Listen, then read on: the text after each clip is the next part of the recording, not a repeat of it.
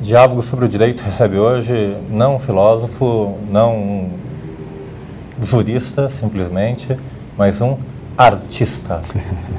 Paulo Aires Barreto. Paulo é um advogado formado pelo Largo São Francisco, formado em administração pela ESP, pela Fundação Getúlio Vargas, mestre, doutor pela PUC, coordenador dos cursos da Fundação Getúlio Vargas, professor do IBET, tralalá, e vai falar conosco hoje sobre imposto de renda e sobre reforma tributária, que são dois temas atuais. Está chegando o prazo para a entrega da declaração de imposto de renda pessoa física.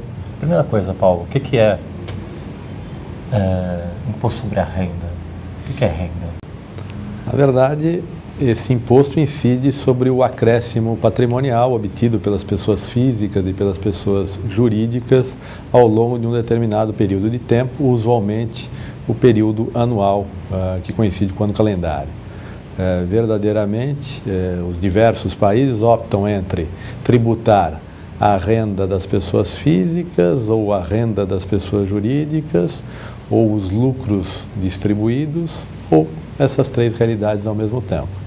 Atualmente, na legislação brasileira, a gente tem duas formas de incidência desse imposto muito claras: a tributação do imposto sobre a renda da pessoa física e a tributação do imposto sobre a renda da pessoa jurídica. Os lucros distribuídos pelas pessoas jurídicas às pessoas físicas são isentos do imposto sobre a renda na atual sistemática vigente. Paulo, me explica uma coisa que os meus alunos sempre me perguntam. O imposto sobre a renda retido na fonte, que é um imposto que todo mundo conhece, que é retido ali no nosso lerite, no nosso dia a dia, dos assalariados pelo menos, é um imposto sobre a renda, efetivamente? Veja, a Constituição Federal de 88, quando deu à Constituição, deu à União a competência para instituir esse imposto, no artigo 153, ela também acabou por prever, no artigo 157, a possibilidade de retenção do imposto sobre a renda na fonte. Conjugando esses dois dispositivos constitucionais, eu entendo que há sim a possibilidade de se tributar o imposto sobre a renda na modalidade fonte sobre os rendimentos auferidos por pessoas físicas ou por pessoas jurídicas, desde que eu tenho a possibilidade de, ao final do exercício, efetivamente compensar aquilo que foi retido antecipadamente sobre um índice de renda com a minha efetiva renda, com o meu efetivo acréscimo patrimonial. Vale dizer, a incidência na fonte seria uma antecipação, um adiantamento autorizado constitucionalmente, e por isso não há se falar em qualquer inconstitucionalidade do tipo, eu não posso pagar porque eu ainda não sei se eu tenho ou não tenho renda. É verdade isso, mas a própria Constituição autorizou que a retenção se desse sobre esse índice de que eu vou ter renda ao final do exercício. Se eu não tiver, cabe a devolução. Se eu tiver mais do que aquilo que foi retido, eu tenho que fazer uma complementação. Paulo, na sua tese de doutorado, você escreveu sobre as contribuições, teve que enfrentar a questão das espécies tributárias, que é uma questão teórica importante para o direito tributário. E você estabelece 3 critérios que são relevantes para a classificação das espécies tributárias: a questão da vinculação ou não ao faturador, a questão da destinação específica que determina a classificação das chamadas contribuições e a questão de ser restituível ou não, que delimita a ideia de empréstimo compulsório. No caso do imposto sobre a renda, fonte, porque ele é restituível, poderia pensar que é um empréstimo compulsório? A meu ver, não. A meu ver, o empréstimo compulsório é uma figura típica que tem uma série de requisitos constitucionais e que não se confunde com essa circunstância de, relativamente a um imposto específico, pelo fato da Constituição ter outorgado à União a possibilidade de antecipar valores a título desse imposto, que isso se confunda com aquela figura estrito senso considerada, muito própria do empréstimo compulsório, que tem um delineamento constitucional radicalmente diferente. Paulo, estamos nos aproximando aí do momento da entrega da declaração de imposto de renda, do prazo final. Uhum. O que muda, o que mudou a partir desse ano de 2008 em relação à declaração de imposto sobre a renda das pessoas físicas? Fazendo um breve regresso histórico aí em relação ao imposto sobre a renda da pessoa física, nós podemos identificar uma tendência muito clara por parte das autoridades administrativas, das pessoas que pensam o imposto sobre a renda no Brasil. Qual foi o caminho trilhado pela Secretaria da Receita Federal? A Secretaria buscou simplificar fortemente esse imposto. Muita simplificação, muita agilidade na arrecadação pelo mecanismo da retenção na fonte e, de uma certa forma, com essa simplificação, com essa simplicidade, eu acabei também criando uma série de injustiças em relação ao imposto sobre a renda. Por quê? Porque hoje cada contribuinte, pessoa física, tem pouquíssimas possibilidades de abatimentos e deduções para apurar o seu efetivo acréscimo patrimonial. A legislação foi circunscrevendo fortemente, radicalmente, a possibilidade de dedução de itens como aluguel, que no passado era possível deduzir, hoje não é mais, despesas com valores pagos para entidades beneficentes, filantrópicas, doações, que eram dedutíveis, não são mais, juros pagos ao sistema financeiro da habitação, que no passado também eram dedutíveis, hoje não existe mais essa dedutibilidade. Em síntese, uma série de itens foram suprimidos da possibilidade de abatimento da base de cálculo do imposto sobre a renda da pessoa física, fazendo com que o imposto, da minha perspectiva, se tornasse um imposto muito mais próximo sobre algo que eu chamo de mero rendimento do que renda propriamente dita, aquele acréscimo patrimonial que se verifica ao fim de um certo período de tempo. Por que rendimento e não acréscimo? Porque, efetivamente, quando eu só considero praticamente as receitas e tenho como possibilidade de abatimento um valor pequeno a título de dependente, um valor pequeno a título de instrução, um valor pequeno por força das minhas contribuições previdenciárias e as despesas médicas, rigorosamente, eu acabo não conseguindo precisar a diferença entre um contribuinte que tem muitos dependentes, muita despesa com instrução, muitos gastos com aluguel, com sistema financeiro, está tentando comprar casa própria, etc., daquele que, por hipótese, mora sozinho ou mora com os pais, não tem nenhum tipo de despesa.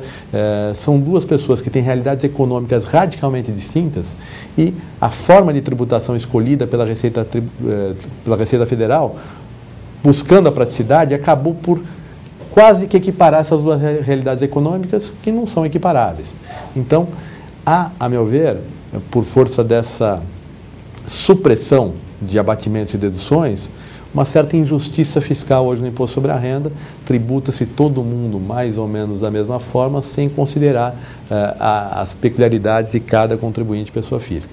Evidentemente, a legislação não pode descer ao ponto de encontrar a renda específica de cada cidadão isoladamente considerado. Padrões são necessários, são importantes, mas eles não precisavam ser tão estreitos como são aqui no Brasil. Nos Estados Unidos, por exemplo, se você vai à Disney e perde a sua máquina fotográfica, ou é roubado, furtado, você vai lá, registra o equivalente ao boletim de ocorrência deles, e isso gera uma dedutibilidade no seu imposto sobre a renda. Aqui, se você é morador de um prédio, o prédio cai, para a Receita Federal nada aconteceu. Você continua dono daquele imóvel como se ele valesse o mesmo valor que valia o ano passado, porque eu não tenho a possibilidade de abater essa perda importante que eventualmente eu tive. Então, hoje o imposto então é um imposto muito simples, muito fácil de ser apurado, e o que mudou efetivamente do ano passado para cá foram alguns aspectos no que se refere a controle por parte da Receita Federal. Ela criou alguns mecanismos adicionais no sentido de evitar a sonegação, de evitar até fraudes tributárias. Exemplificativamente, a questão do dependente. No ano passado, a Receita Federal exigia que o dependente acima de 21 anos tivesse um CPF próprio. Agora, abaixo, já com 18 anos, eu tenho que ter esse CPF. O que isso representa? representa uma maior dificuldade para o contribuinte que pretenda sonegar, fraudar a Receita Federal, imputando nomes de dependentes que, eventualmente, ou não são dependentes, ou aparecem mais de uma vez em declarações distintas, e isso ocorria pela inexistência do CPF. Com a necessidade de eu ter um CPF para cada dependente, a Receita trava a possibilidade de fraude, o que me parece produtivo e positivo, porque o bom contribuinte não é prejudicado, só é apenado aquele que já fraudava a Receita Federal e agora não vai fraudar mais. Paulo, eu queria explorar um pouco mais com você a dualidade entre imposto de renda pessoa física e pessoa jurídica. Algum tempo atrás, até nós discutimos sobre esse assunto, um técnico de um grande time de futebol, que obviamente não é o Corinthians, foi autuado porque constituiu uma pessoa física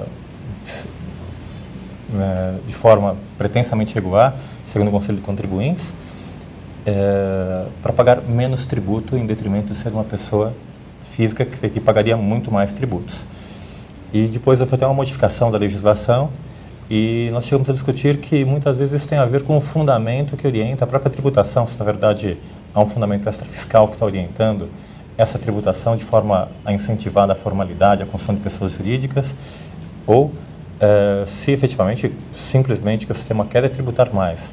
E você tinha até uma análise sobre a política do Everardo Maciel, que estipulou uma nova perspectiva para as pessoas jurídicas.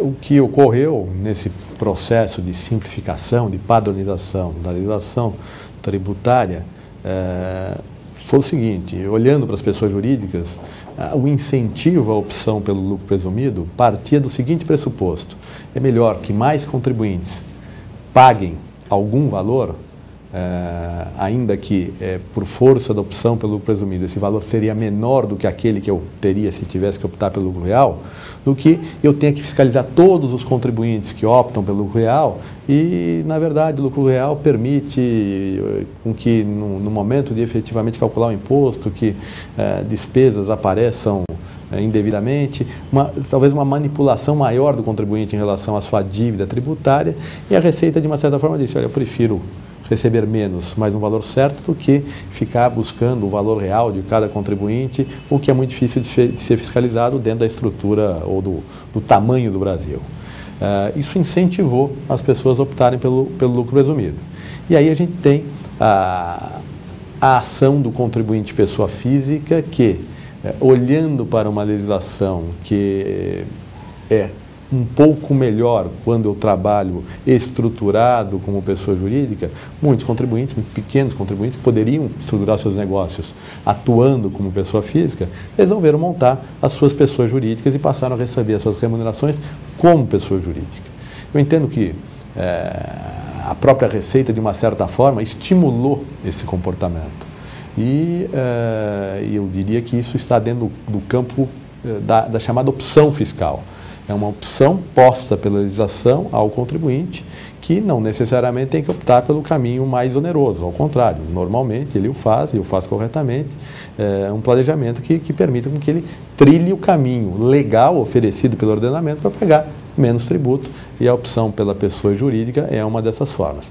Evidentemente, nós estamos falando de opções reais, verdadeiras, não de fraudes, não de estruturas que não resistem a um teste probatório.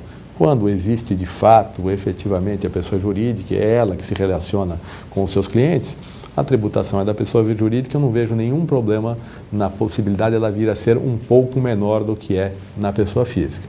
E aí há um raciocínio que me parece equivocado também, quando a Receita Federal critica essa opção pela pessoa jurídica, que é o seguinte: a Receita diz: olha, mas ele devia pagar 27,5% na física, está pagando, por hipótese, algo em torno de 15% na jurídica, se eu considerar todos os tributos, PIS, COFINS, Imposto sobre a Renda, Contribuição Social sobre o Lucro e assim por diante. Então, haveria uma grande distorção entre o 27,5% e o 15%.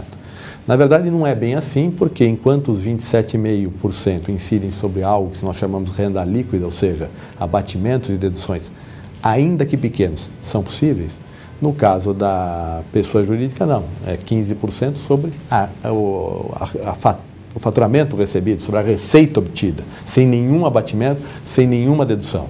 Então, são bases de cálculo diferentes, o que não permite a mera comparação da alíquota de 27,5% com esse conjunto de alíquotas que somam 15%.